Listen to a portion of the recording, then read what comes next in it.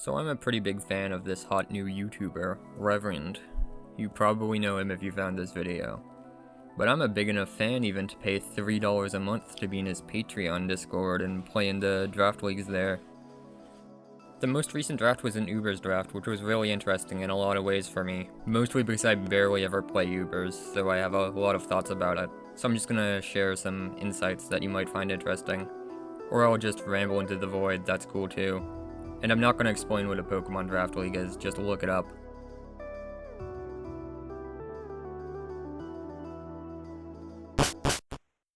So I had a last pick, which was pretty nice. It means that I get to draft 2 Pokemon at a time without the fear of one of them getting sniped, so I'm feeling pretty good already. But on top of that, fucking Yveltal fell to me somehow. I was super hype about this because I'd heard fellow revcorder Zenmood Dracovish sing the praises of the Yveltal and Arceus Poison Core, so I drafted that the nanosecond I noticed they were both still available.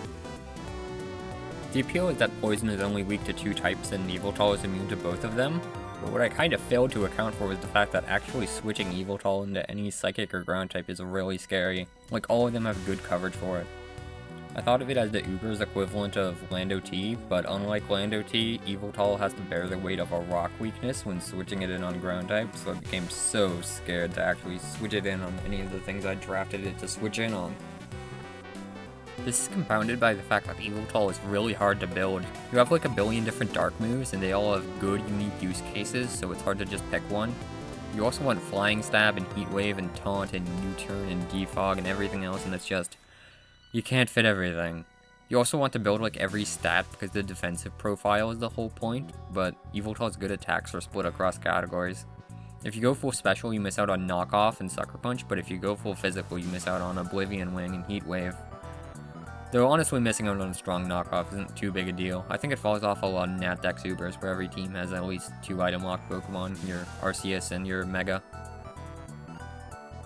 It really was just a matter of me trying to do too many things at once with it, I think. I tried to get all of my coverage and offense investment in, even though I drafted a bunch of other good wall breakers. I also put a Sucker Punch on it constantly when I had another good priority mon. I really should have just run more defensive sets on it, with Toxic and U-Turn and all that. That is what I drafted it for, but I never felt good about it when I was team building. I guess it's pretty simple to build after all. It's just like one of those World War II battleships that were too expensive to risk losing. What even is there to say about Arceus, honestly? This Pokemon just does everything, and is basically mandatory for any Ubers team. Its legality was a point of contention in revcord because it's so centralizing, and there are definitely Ubers drafts without it, but we decided to keep it for the sake of defensive teams existing. I definitely greatly appreciated it, especially because Poison is one of the better Arceus forms at switching into all of the hydrogen bombs flying around in Ubers. Poison doesn't have a reputation as one of the best types out there, but the trait of being immune to Toxic is an excellent one for Arceus to have, because that's one of the best ways to chip it. It was especially nice because the pool of Uber's poisons is extremely shallow. It's just Arc Poison, Eternatus, and Naganadel, but having one of those means I don't have to go out of my way to remove Toxic Spikes, which I've heard are a lot better in Ubers. Being a fast wall with Taunt is extremely fucked up just in general. You can't set up on it, you can't status it, clicking a Choice Band or Spec super effective move is questionable when I have Yveltal. Hell, people don't even want to click non-choice Psychic moves because I have so many Psychic switch-ins. In Week 4 I switched Arc Poison in on Wiz's Latios because I just forgot that Latios is a Psychic type, but I just guess they just assumed that I knew what I was doing, so they switched out into their Groudon. I assume this was trying to call out a Mega Growth switch or something, but I just got a free defog off. Meanwhile, I got swept by Mira's Mega Medicham Week 1 because it subbed on my switch out of Arceus, and at the end of the game I found out that I lived a Psycho Cut anyway. My worst play of the draft was not leaving Arceus Poison in against a strong Psychic type. By the way, despite the fact that I always brought it as a utility wall instead of as a Dragon Dance or a Calm Mind or something, Arc Poison is second place to Arceus Ground for the most kills out of the Arceus forms in my pool. Which sounds really wrong, because 4 kills is not a lot, but I guess I accomplished a lot of tasks with this thing, because it comes in often and doesn't die. I also think people prefer it for it less than my other Pokemon, because Arc Poison doesn't read as immediately threatening. It helps that Arceus has a move for every type, so when I was building, I just picked out the Pokemon I needed Arceus to beat and slapped on super effective moves for them. That is, until I came to the same conclusion everyone eventually does, which is that Toxic can deal it with anything that is in the Poison or Steel types. So you just run Toxic into a Fire or Ground move. In the year 2050, every Pokemon will look like this. There was doubt towards Arc Poison's value as a 29-pointer in revcord. I was the only person to draft it in 3 pools, but I would say it was 100% worth it. I picked up Zacian at the end of round 3, and I really don't think I need to explain this to you, right? I went through like 4 different sarcastic jokes about how this Pokemon might be pretty good, but like, you know. I think now is a good time to point out that we were given 200 fucking points, and my groundbreaking analysis of this is that it's way too much. It gave me the agency to draft way too many top tiers, and I was enabled by the rest of my pool playing very conservatively with those points. I think most people want it to be more well-rounded with more good OU Pokemon so that they have more options for any given threat, but my approach was just to make a real Ubers team and fill the rest of my remaining slots with low point gimmicks that I can get value out of once or twice. So I got to draft this super stacked top 4 with basically every tool I need, and still a couple good Ubers after. It did kind of feel like nobody on my draft was really outperforming expectations because of it though. I would chalk up Zacian's underwhelming kill count to how the outcome of a battle was decided before it ever hit the field most of the time. I tended to just kill everything, instead of chipping stuff for Zacian to clean up. So it became this revenge killer that can only revenge kill one thing, because it becomes a wet noodle when you switch it out. It sure can revenge kill that one thing though. It's still Zacian, and the coverage is shockingly sufficient, despite the fact that it's all crappy 80 to 90 base power moves like Crunch and Wild Charge. Even its stab is play rough. Zacian truly is a champion of all the moves that you use because you have to, and not because you want to. Mega Metagross is definitely one of the most offensive glues of all time. It is the obligatory Steel type, and it clicks Stealth Rock and Bullet Punch really good. Unlike the rest of this team, I have used Metagross before, so I'm further along in my stages of grief with its horrible 4-move slot syndrome than I am with Yveltal, so I would say I made better team building decisions with it. Knockoff was definitely an incredible addition to its kit in Gen 9 to help alleviate that, especially because unlike Yveltal, it actually threatens a few Arceus forms. I probably still did put more coverage on it than necessary, because in half my games all it did was come in once and click Stealth Rock or Bullet Punch once. That definitely sounds like it's underperforming, but it means it was way more consistently valuable than Yveltal or Zacian were. It was my kill leader for the main season. It was definitely a high value pick, I'd say. There aren't a lot of Uber Steel types on the board, and just the presence of one that's as immediately threatening as Metagross makes people think twice about clicking like 2/3 of the moves in the game. Like, nobody ever dared to actually click a Psychic move against Arceus for as long as this thing was alive. I know, startling revelation, Steel types are pretty good actually. You should probably draft a good one, and Metagross provided all of my Steel type needs. If you asked me at the start of the season who I thought my kill leader would be, I would not have said Reshiram in a million years, but here we are. I drafted Reshiram pretty much entirely for the roll compression of finishing my Fairy Steel Dragon Core and my Fire Water Grass Core, because I felt like my options for dealing with steels were questionable. But it is kind of a notoriously terrible pick in standard Ubers play. It doesn't have a whole lot to help it stick out compared to other Ubers dragons, and 90 base is kind of a really crowded speed tier in Ubers, which is a big problem when you have such a questionable defensive profile like Reshiram. But the few unique traits it does have was all it needed to do exactly what I needed from it.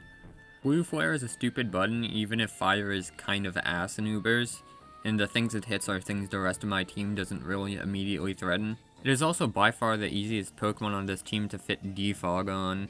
Spending a move slot on Defog for Yveltal or Arceus feels like losing your leg, but Reshiram kind of doesn't care because the stab combo is good enough. So it was my dedicated hazard removal almost every time I brought it.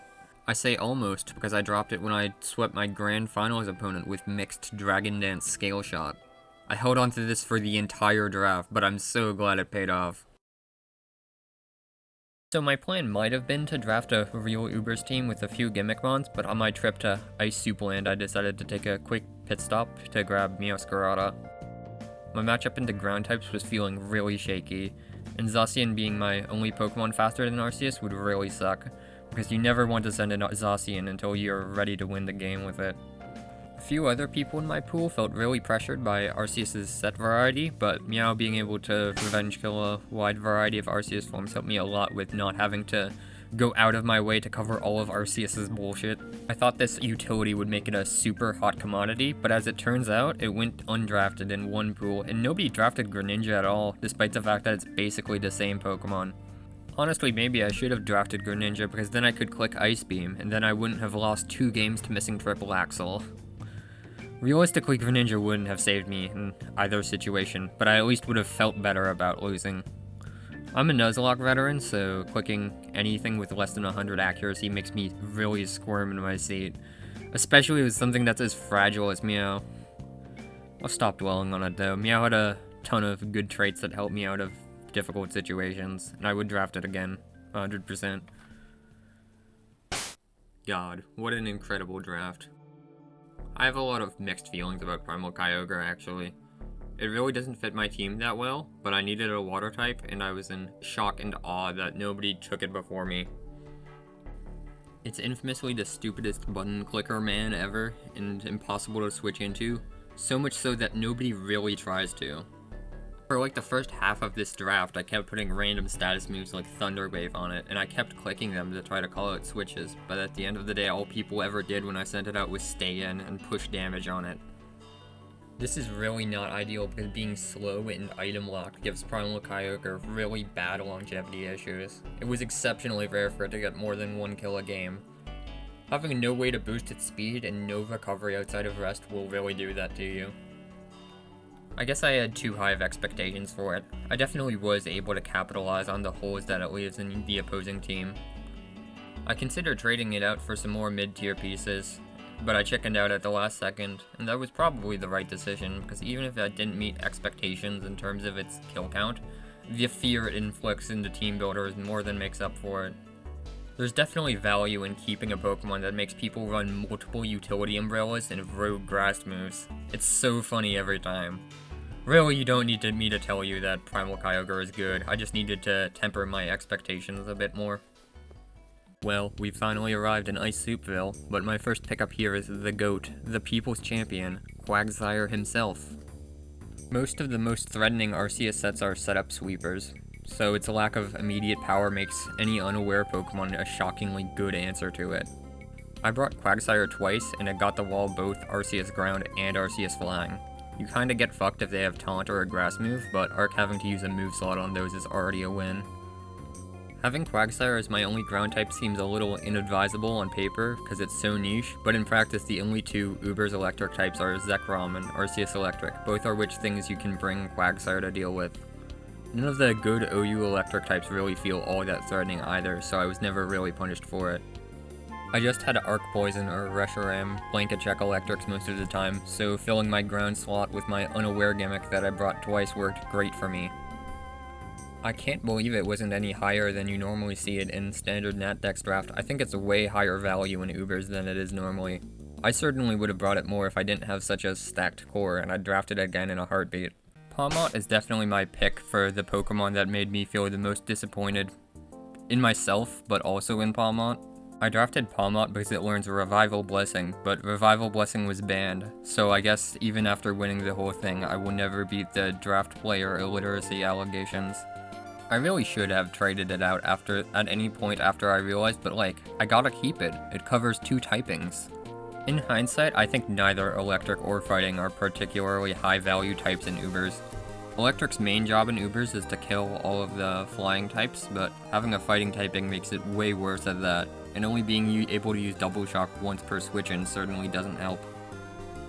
Honestly, Meowscarada was probably my best immediate flying type killer with Triple Axel. That feels kind of sad, but it's true. I think fighting type is just kind of dog shit. There are so many psychic types and so many flying types.